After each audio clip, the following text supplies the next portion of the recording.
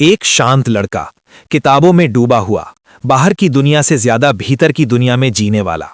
28 जून 1971 Pretoria, दक्षिण Africa में जन्मा वो बच्चा आगे चलकर टेक्नोलॉजी, ऊर्जा और अंतरिक्ष उद्योग की दिशा बदलने की कोशिश कर 17 साल की उम्र में उन्होंने दक्षिण अफ्रीका छोड़ दिया। वे कनाडा गए क्योंकि उनकी मां कनाडाई मूल की थीं।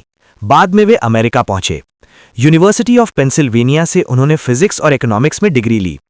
ये संयोजन विज्ञान और अर्थशास्त्र आगे चलकर उनके बिजनेस फैसलों की बुनियाद बना।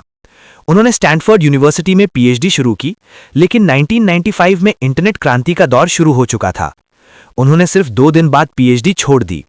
ये निर्णय जोखिम भरा था, लेकिन वे मानते थे कि इंटरनेट भविष्य है और भविष्य इंतजार नहीं करता। 1995 में उन्होंने अपने भाई किम्बल मस्क के साथ Zip2 नाम की कंपनी शुरू की। शुरुआती दिन कठिन थे। वे ऑफिस में सोते थे, खुद कोड लिखते थे और संसाधन सीमित थे। Zip2 अखबारों के लिए ऑनलाइन सिटी गाइड और बिजनेस डायरेक्टरी सॉफ्टवेयर बनाती थी।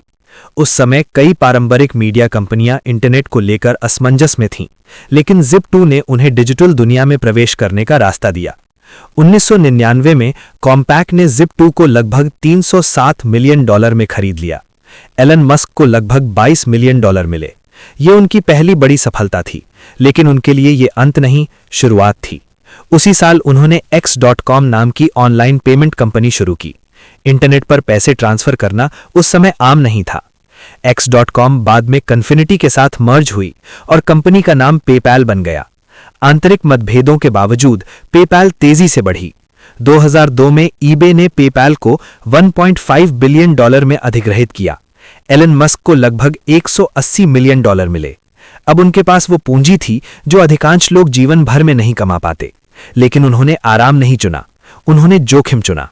2002 में उन्होंने स्पेस एक्सप्लोरेशन टेक्नोलॉजीज कॉर्प की स्थापना की, जिसे दुनिया स्पेस एक्स के नाम से जानती है।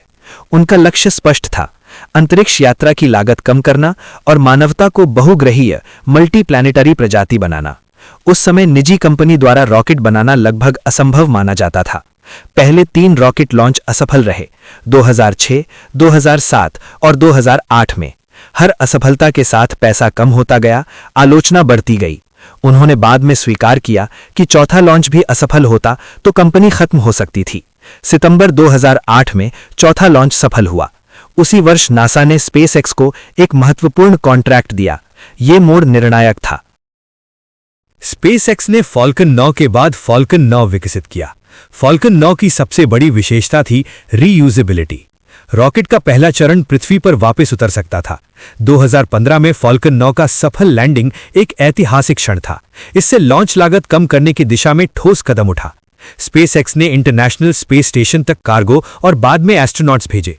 कमर्शियल क्रू प्रोग्राम के तहत स्पेसएक्स पहली निजी कंपनी बनी जिसने मानवों को कक्षा में भेजा। आगे चलकर स्टारशिप प्रोजेक्ट की घोषणा हुई, एक पूर्णतः पुनः प्रयोज्य अंतरिक्ष यान जिसका दीर्घकालिक लक्ष्य मंगल ग्रह तक मानव मिशन है। यह प्रोजेक्ट अभी भी विकास में है, परीक्षण जारी हैं, लेकिन दृष्टि स्पष्ट है। इसी दौरान एलन मस्क इलेक्ट्रिक वाहनों की दुनिया में भी सक्रिय हो चुके थे। वे शुरुआती निवेशकों में थे और बाद में कंपनी के सीईओ बने। आज इसे दुनिया टेस्ला इंक के नाम से जानती है। 2008 का वैश्विक वित्तीय संकट टेस्ला के लिए बेहद कठिन समय था। कंपनी लगभग दिवालिया होने की स्थिति में पहुंच गई। एलन मस्क ने अपनी शेष व्यक्तिगत पूंजी का बड़ा हिस्सा टेस्ला और स्पेसएक्स में लगा दिया। उन्होंने बाद में कहा कि 2008 उनका सबसे कठिन वर्ष था, लेकिन मॉडल एस ने बाजार में प्रभाव डाला। इसके बाद मॉडल एक्स, मॉडल 3 और मॉडल वाई आए। टेस्ला ने इलेक्ट्रिक कार को सिर्फ पर्यावरण के लिए विकल्प से आगे बढ़ाकर परफॉर्मेंस और टेक्नोलॉजी का प्रतीक बना दिया। टेस्ला की रणनीति सिर्फ कार बेचने तक सीमित नहीं रही। कंपनी ने बैटरी टेक्नोलॉजी, सॉफ्टवेयर अपडेट्स और ऑटो पायलट सिस्टम पर जोर दिया। ओवर द एयर अपडेट्स ने कारों को समय के साथ बेहतर बनाना संभव किया। यह पारंपरिक ऑटो उद्योग से अलग दृष्टिकोण था। गीगा फैक्ट्रीज की स्थापना, नेवादा, शंघाई, बर्लिन, टेक्सास उत्पादन को बड़े पैमाने पर ले जाने की योजना का हिस्सा थीं। लक्ष्य था लागत कम करना और स्केल बढ़ाना। एलन मस्क का एक प्रमुख सिद्धांत है फर्स्ट प्रिंसिपल्स थिंकिंग।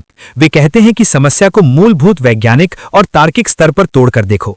उदाहरण के लिए, रॉकेट महंगे हैं, ये एक सामान्य धारणा थी। उन्होंने पूछा, रॉकेट किन कच्चे माल से बनते हैं, उनकी वास्तविक लागत क्या है। इसी तरह बैटरियों की लागत को भी उन्होंने मूल घटकों के आधार पर समझने की कोशिश की। ये सोच उन्हें पारंपरिक उद्योग मान्यताओं से अलग खड़ा करती है। 2016 में टेस्ला ने सोलर सिटी का अधिग्रहण किया, जो बाद में टेस्ला एनर्जी का हिस्सा बना। सोलर रूफ और ऊर्जा भंडारण उत्पाद जैसे पावरवॉल कंपनी के सस्टेनेबल एनर्जी विजन का हिस्सा बने। उनका घोषित उद्देश्य रहा है दुनिया को टिकाऊ ऊर्जा की ओर तेजी से ले जाना। एलन मस्क अन्य उपक्रमों से भी जुड़े। न्यूरोलिंक का उद्देश्य मस्तिष्क कंप्यूटर इंटरफेस तकनीक विकसित करना है, विशेष रूप से न्यूरोलॉजिकल स्थितियों के उपचार के संभावित उपयोग के लिए। द बोरिंग कंपनी शहरी यातायात कम करने के लिए भूमिगत सुरंग प्रणाली पर काम करती है। 2022 में उन्होंने ट्विटर को अधिग्रहित किया और बाद में कंपनी का नाम बदलकर एक्स कॉर्प कर दिया।